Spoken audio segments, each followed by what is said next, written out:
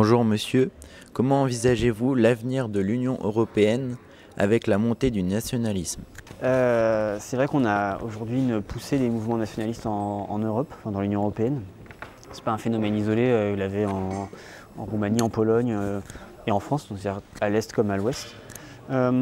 Et on l'a aussi vu en 2024 lors des élections européennes, et ça a des conséquences très directes sur, par exemple, les politiques européennes, notamment en termes d'environnement, où on avait été très très ambitieux entre 2019 et 2024.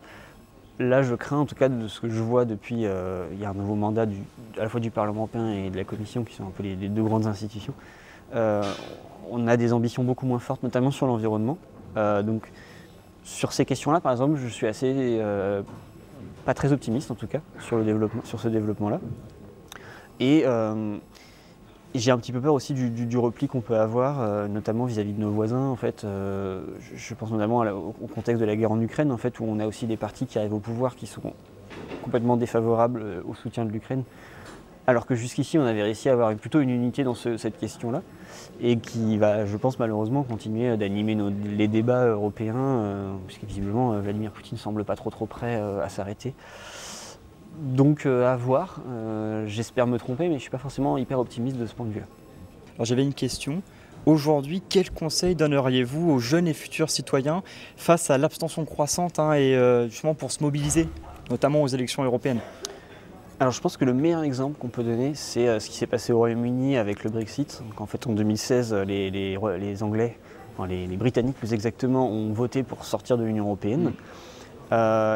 Et on voit en fait la société extrêmement divisée, c'est-à-dire que vous aviez globalement une Écosse et une Irlande du Nord qui étaient favorables pour rester, et une Angleterre plutôt favorable au départ. Et surtout une fracture générationnelle en fait. On se rend compte que c'est plutôt les populations âgées qui ont voté dans ce scrutin et qui ont voté pour sortir, et qu'aujourd'hui en fait, les populations plutôt jeunes seraient favorables à revenir dans l'Union européenne ou auraient été favorables pour rester à l'époque. Et malheureusement, se sont plus abstenus, mais en fait c'est un contexte, c'est une remarque générale. Les personnes, les vieux entre guillemets, votent plus que les jeunes. Et je pense malheureusement aujourd'hui, les études le montrent, qu'il y a un regret globalement dans la société britannique de ce point de vue-là. Donc je pense que c'est le meilleur exemple à donner pour inciter les jeunes à aller voter, parce que c'est évidemment chez eux qu'il y a la plus forte abstention. Je voulais vous demander, pensez-vous qu'il faut encourager les réglementations entre pays membres ou au contraire les restreindre? Est-ce que les décisions individuelles de chaque pays influencent l'Union européenne, et est-ce qu'elles la mettent en danger?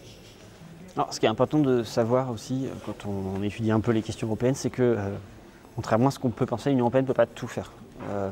Il y a des textes, des traités, etc., qui définissent vraiment ce que l'Union européenne peut faire et ne pas faire. Et en l'occurrence, il y a beaucoup de domaines où soit c'est l'Union européenne qui va décider à peu près de tout, soit c'est les États qui vont décider un peu de tout. Et il y a aussi pas mal de domaines où en fait c'est un peu un mix, quoi. C'est-à-dire globalement il y a des décisions nationales et l'Union européenne va essayer de coordonner un petit peu tout le monde, etc. Donc déjà, je pense que c'est important d'avoir ça en tête, c'est-à-dire que sur tous les sujets, l'Union européenne ne décide pas de tout. Maintenant, est-ce qu'il y a trop de réglementation, pas assez? Là, on est dans un débat politique. Aujourd'hui, je vous le disais, on est moins ambitieux sur les questions environnementales, parce qu'aujourd'hui, la priorité des décideurs politiques au niveau européen, c'est justement le terme que je dis, c'est simplifier, renforcer la compétitivité, et donc eux jugent aujourd'hui peut-être qu'il y a un peu trop de normes et qu'on essaierait d'en faire un petit peu moins pour faciliter la vie des entreprises et l'économie de manière générale. Honnêtement, je ne vais pas vous donner mon avis parce que c'est une question très politique, et donc je préfère pas vous la donner, mais le contexte en tout cas aujourd'hui est plutôt vers une tentative de simplification, un peu moins de normes, ou en tout cas de paperasse administrative, etc. Et donc pour finir, que retenez-vous de cette séquence jeunesse? Quel moment fort retenez-vous? La diversité de tout ce qui a été produit.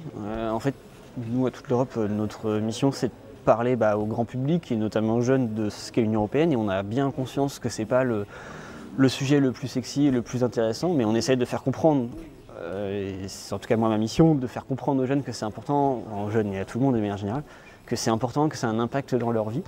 Et donc en fait, moi j'ai beaucoup aimé ça, parce que j'ai beaucoup aimé les interventions qui ont été faites, puisque justement il y avait les gens ont pris l'Europe, l'Union européenne, se le sont rappropriés et on parlait de ce qu'ils avaient envie de parler en fait. Donc ça, je trouve que c'est ça qui est intéressant, c'est la porte d'entrée, la première porte d'entrée finalement, c'est de dire je prends le sujet qui m'intéresse, Ce que j'aime, c'est, je sais pas, les voyages, où je suis intéressé par les questions du numérique, je suis intéressé par les questions de sécurité. Et de voir que, ah ouais, en fait, dans ce domaine-là, l'Union européenne a fait des choses, que ça a des impacts énormes sur nos vies. Et ça, je trouve qu'on l'a très bien ressenti dans les propositions qui ont été présentées. Et à titre personnel, très égoïstement, ça m'a donné plein d'idées de choses à produire quand je vais rentrer au travail demain. Donc voilà. Eh ben, merci.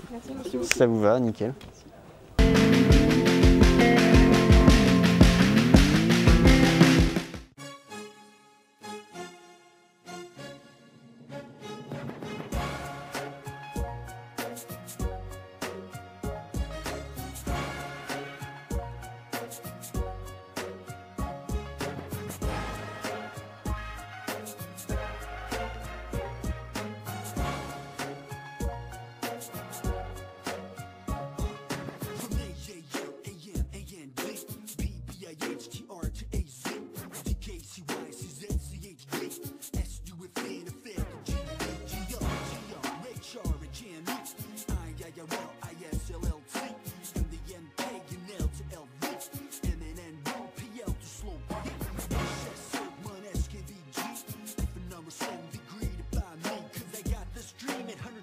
To be one Europe, one place, one family.